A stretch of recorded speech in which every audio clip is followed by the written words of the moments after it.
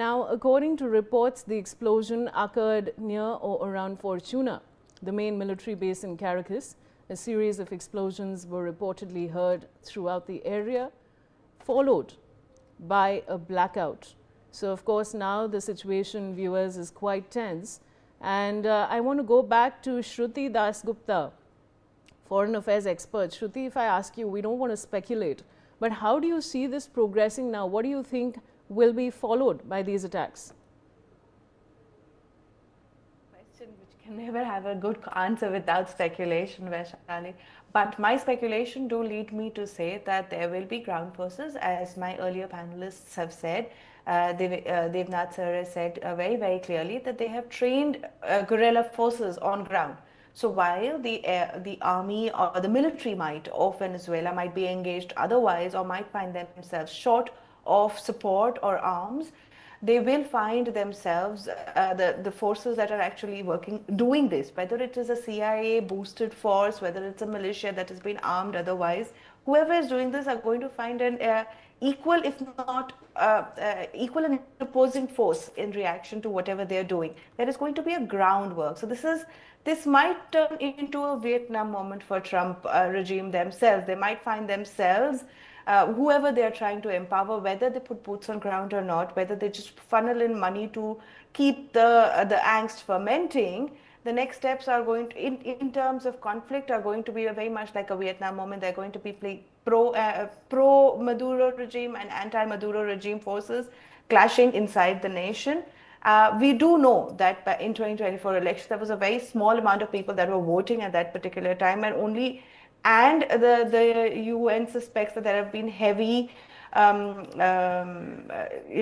not been free and fair at all. It's only about 51% that of that very small percent that voted for Maduro. So he's just kind of snuck into power again in 2024. So there is a large amount of people that do not really like him, but the ones that do like him have been trained and have been armed, and that could be a situation that can help Maduro regime keep at least some form of control over the nation. Beyond this, I do hope that there is going to be UN intervention. They're surprisingly very quiet about any form of action, whether it is in the Caribbean Sea, whether it is in Iran, whether in any other place.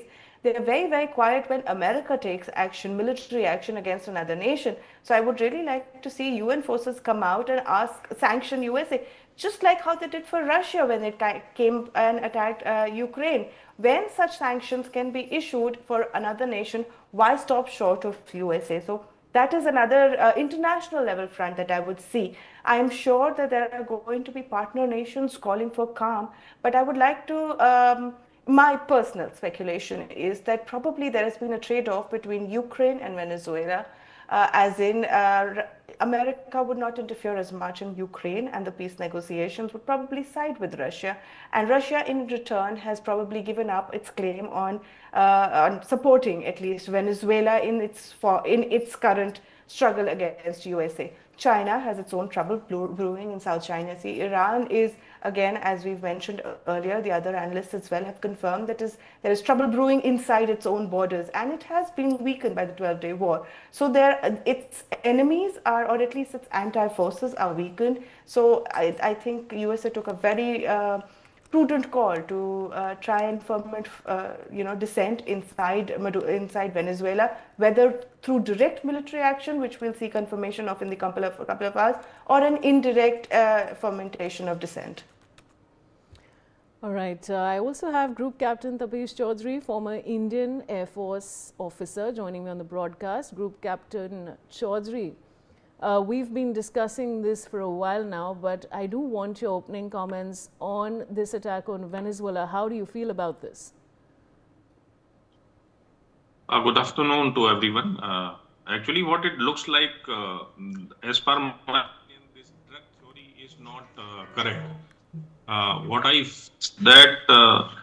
The way US has behaved in the past for the last almost 100 years, the oil reserve of the Venezuela is the primary thing.